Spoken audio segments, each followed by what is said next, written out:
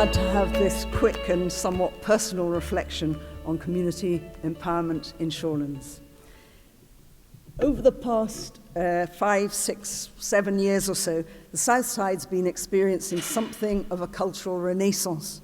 Many young creatives now choose to live on the South Side, probably for economic reasons, but they've found it to be a place where creativity and networks can thrive. We have Southside Studios and the chalet, pictured up in the right-hand side there, throbbing with creative design studios. Also the hub that is Govanhill Baths, and we have them to thank for providing cultural sparks that have animated the area, and the Streetland Festival, which is held in Govanhill in the spring. Within this sort of milieu, I found myself with my family on our own way to developing the Glad Cafe, which we opened in August 2012. Our story is typical of all the others I'm going to be referring to. They all show how love for and commitment to a community is a very real empowerment. We had been inspired by Cafe Otto in London's Dalston area. This is a cafe by day with a clientele attracting people of all ages and backgrounds, and it's a venue by night featuring live music. As Southsiders, our visit to Cafe Otto made us wonder why we didn't have a similar cafe and venue in our part of Glasgow, and so we decided we had to make it happen. For the next 18 months or so, we ran events in Southside venues to see if there was an appetite for what we were doing, and we developed a website and social media presence to foment interest. We developed the Glad Rag as well, which is our own literary and art zine, and through these activities we gathered a sizable following, many of whom offered their skills and support, and we also gained a 100-strong friends group who contributed £15,000 to the development. Well, could we get loans and grants to get started? Well, no, we couldn't. High street banks, as well as third sector banks such as Triodos and Unity Trust Bank, city councils, social enterprise loan funds, trusts, everybody, absolutely everybody turned us down. We had to borrow tens of thousands from friends and family, and I have to say we were fortunate to not only have friends who believed in us, but also to have friends who, I guess at my time of life, maybe had a bit of disposable income and were willing to loan us some money. At the last minute, we were given a loan of £40,000 by Social Investment Scotland, which made our last push possible. We did it on our own with a lot of grassroots support, and this is the story of several other exciting ventures on the South Side. First of all, the Southside Film Festival is now in its 5th year. It creates a weekend festival with showings in likely and unlikely places throughout the South Side. And since we've been open, they run a monthly film club at the Glad Cafe. Their innovative and exciting programme does not get any funding and is completely volunteer-led. The Southside Fringe, they had a vision for the Glasgow Life-funded Southside Festival to become more than a weekend in the park.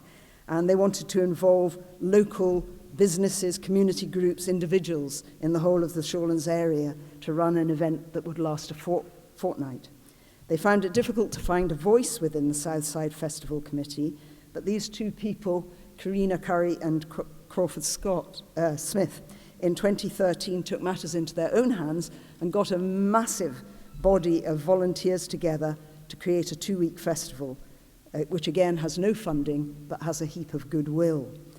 Last year, they ran an amazing and eclectic range of 119 events in 37 different venues. It will run again in May 2015. Meanwhile, as Glasgow Life try to hand over the A-listed Langside Halls to the community, a group of people are committed there to its development into the beating heart of the community that it should be, and they've been busy sketching out ideas for its future and consulting with the community. For some time now, a theatre group called Tram Direct have made their home for their performances at The Shed. The Shed's a well-known Southside nightclub. Some of you may have been there. It's now proving to be a lot more than that, Weekends see vintage fairs taking place and Tram Direct putting on a lot of performances. Other initiatives include the Art Village. For the past 2 years, Patrick Evans and team have been pulling together a substantial art exhibition space in the near-deserted Shawlands Arcade. This year, 3 large units have featured work from Howson to Bellany, so providing a real showcase for Southside artists alongside bigger names. They also have a Village Voice magazine, which brings another important voice to the Southside. The old bandstand in Queen's Park has been taken over by a group of activists who have fundraised and made it usable again. The arena, as it is now called, is available for local people to run events. There's also a group of women from different countries called the Soul Food Sisters. They, like us, have set themselves up as a social enterprise and have been serving delicious food at the arena throughout the summer, running pop-up restaurants as well as catering for events. And Locavore and Merry-Go-Round are 2 other social enterprises in the South Side. Locavore supporting and selling locally produced food, and Merry-Go-Round selling second-hand children's clothes, diverting them from landfill. And then there are many other bars and food businesses that have come into the area, and I'm sure it's on the back of all this community activity, this cultural activity, that other businesses have decided to come and make the South Side a place where people want to live and want to come to.